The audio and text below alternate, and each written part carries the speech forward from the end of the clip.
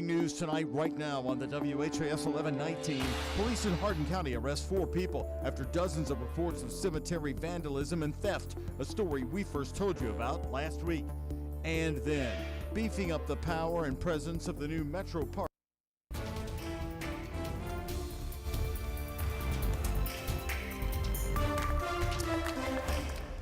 Right now, as we come on the air for you here at 11 o'clock, we've had thunder, lightning tonight, heavy downpours back in the area. Look, you can see the rain spotting on our live lens looking at downtown Louisville. Here at the moment, it's been on and off across Kentuckiana tonight. That rain is going to be with us for periods throughout the overnight hours. So we are bringing you a brand new update on what you can expect. And we've also declared it a weather impact alert day to keep you safe. Hello, everybody, and thank you very much for being with us tonight. I'm Doug Proffitt, joined by Chief Meteorologist Mallory Schnell. And Mallory, a lot of roads filling up after these downpours. Yeah, and we're talking heavy rainfall rates. This rain is falling anywhere between 1 to 2 inches per hour in some spots in the heaviest band. So taking a look at that satellite and radar, you can see the corridor of moisture moving right over the Kentuckiana viewing area. Zooming in closer, pockets of that heavier rainfall in the red color, really stretching around the parkways up through the Louisville metro and into portions of southern Indiana. Now, there's not a ton of lightning with this, so it shouldn't be all too noisy, and those flashes shouldn't keep you up all night. We're just looking at 38 lightning strikes across Kentuckiana as of the latest count. So really, this has transitioned into that heavy rainfall threat as showers and a few of those embedded thunderstorms train or track over the same areas from southwest to northeast. And your hour-by-hour futurecast as we carry on into tonight. Expect a few more hours of this as that moisture just keeps heading our direction. So good sleeping weather. If you don't have to be out on the roads, just stay home tonight. Allow this rain to continue to fall. The heaviest will push off to the east before sunrise tomorrow, but of course those roads may still be a bit wet. We may have some lingering flooding concerns into the morning commute. And then as we carry on throughout your Thursday, trending a lot drier, just a spotty rain chance as we carry on throughout the rest of the day, and those clouds will start to break apart with highs tomorrow in the 70s. So after a wet week of weather, we are trending drier for the weekend. We'll take a full look at that 7-day forecast coming up in just a bit, Doug. Mallory, thanks so much. Breaking tonight, the Hardin County Sheriff announcing the arrest of 4 people after more than 24 reports of vandalism and theft at several cemeteries. Now, take a look. This is the damage of one of those graveyards we found, the Elizabethtown Memorial Garden Cemetery in Elizabethtown. We were there reporting on it just last week. Now, these 4 men are all from Radcliffe, Kentucky, charged tonight. The sheriff says on Monday they collected evidence of stolen and vandalized graveyard property from local scrapyards. These men facing felony charges of violating graves and theft by unlawful taking. They're in Hardin County. And right now, new tonight, creating a new Metro Parks Police Department. 2 Metro Council members now want to include police training for the new Park Ranger Service, which has currently been operating in the parks. WHAS 11 team's Clarice Shaley and photojournalist Levi Hammer tell us how Metro Council aims to change that. It just was heavy on my heart that we wanted to lift our officers up. Right in Metro Chambers. We would like to introduce the Officers of the Year and have them come up. Chair of the Public Safety Committee, Dan Syme Jr., shows his gratitude to law enforcement in the city. This extends to Metro Parks. We have a lot of parks and there's a lot of things happening in these parks, and we have to make sure that they're protected. The Metro already has a park ranger service created by Mayor Greenberg in 2024, but Syme aims to change it to a park police service. He says this is to allow the service overseen by Louisville Parks and Recreation to access funding to use for recertifications. I think it's going to help when it comes to recruitment and getting folks in, because they, if they want to get recertified, they're going to have to pay for it after all the hard work they're doing anyway, and it's not much of a recruitment tool. Louisville's Chief Park Ranger James Brown was hired in May, and Metro Parks and Recreation did confirm to me he's the only one on the force. They did say they do believe that this change will help make hiring easier, ensure the same training standards as LMPD, and give them access to state resources. Close to dark in Algonquin Park, it's a park that's seen an increased police presence after a summer of violent instances, and a part of Councilmember Tammy Hawkins' district. When something goes on in these spaces, if you call LMPD, well, you have majority of those officers at a homicide in a few different places. they can't get to that park. Regardless of law enforcement in the area, Hawkins encourages neighbors to take responsibility. Empowering the community to get in these spaces. We have to police our own neighborhoods. That's vital, right? We can't sit around and depend on LMPD. Low staffing affects our Metro Police force, sitting at about 300 officers short. For WHAS 11 Night Team, I'm Clarice Shaley on your side. Louisville Parks and Recreation did post openings today for full and part-time ranger positions. Councilmember Dan Symes says he'll be pushing for more funding in the next city budget to extend the park's law enforcement staff. His enforcement will head to the Public Safety Committee in tomorrow's Metro Council meeting. More now on a WHAS 11 News in-depth report. In custody for 5 months, but in the end, they had the wrong man. A Louisville father named Michael Anderson tells us it was all in the name, and having a common name is why he was held in jail and on home incarceration. Louisville Inspector General is also alleging Metro Police unlawfully arrested Anderson, violating his Fourth Amendment rights. WHAS 11's Alexandra Goldberg and photojournalist Jessica Farley are investigating what happened.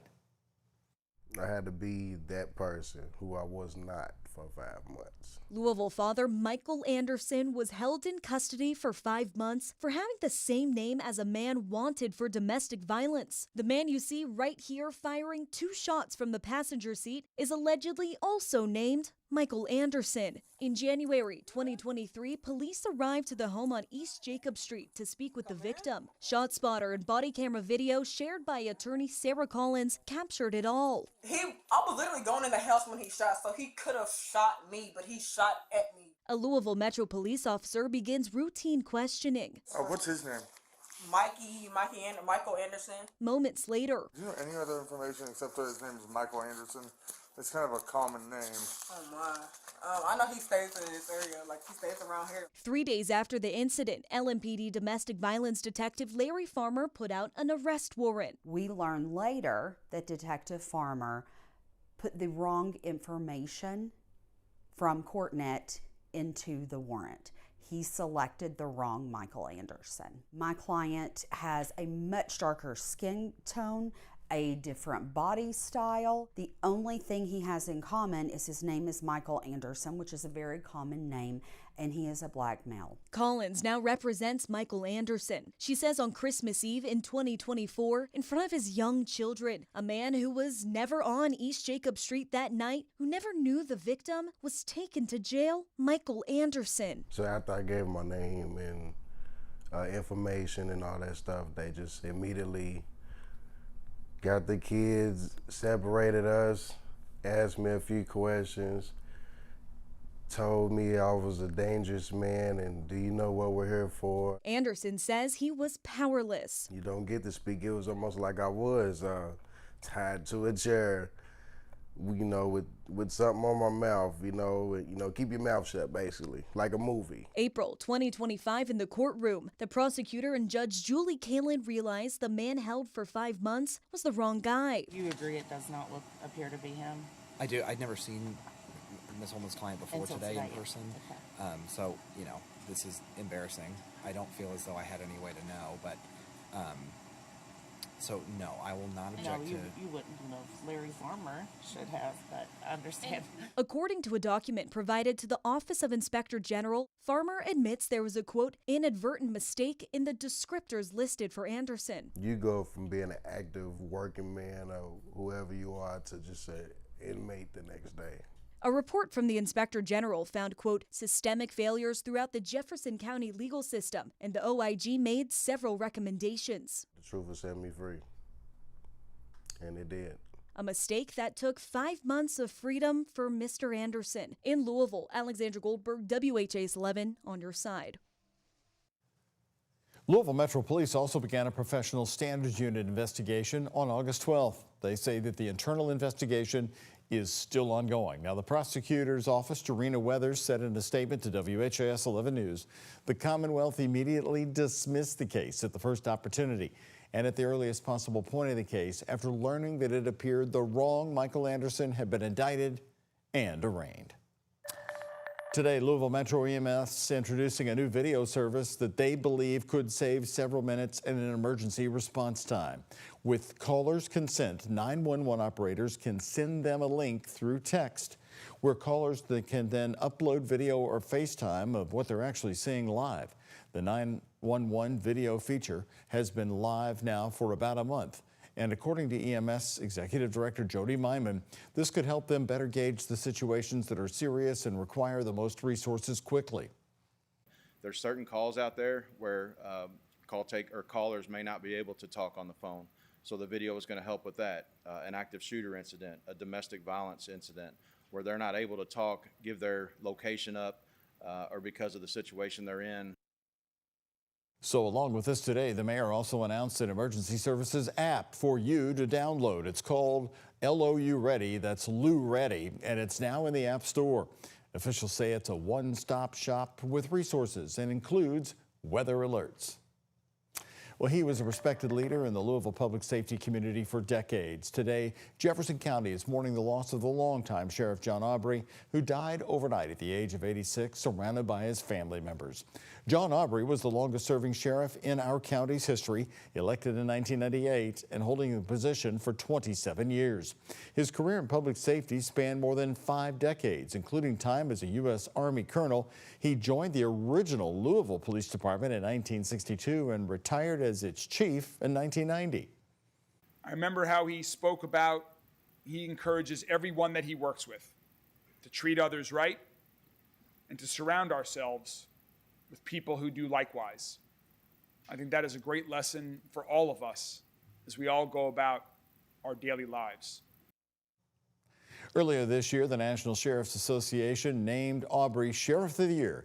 And Mayor Greenberg says a replacement will be named, but it's just too soon right now to know who that replacement is going to be. And now we want to turn to some new updates for you tonight on top national stories you've been talking about. First, President Donald Trump calling for an investigation into 3 incidents, a bad teleprompter, audio issues, and a stopped escalator at the United Nations in New York. President Trump and the First Lady were on an escalator when it abruptly stopped during their arrival at the UN General Assembly. And then his teleprompter didn't work for the first 15 minutes of his speech. A spokesperson for the UN says a built-in safety mechanism was triggered, causing the escalator to stop because a videographer was standing backwards on it. No word on the teleprompter issue or audio issues. And you watched it last night right here on WHAS11 after this newscast. The audience ratings report is now in on Jimmy Kimmel's return to his show after being suspended last Wednesday. ABC reports that 6.3 million people watched on the ABC network, 3 times his regular audience. But on YouTube and other online sources, an additional 27 million people viewed his emotional monologue. Jimmy Kimmel Live, by the way, is brand new once again tonight in just a few minutes right here on WHAS 11.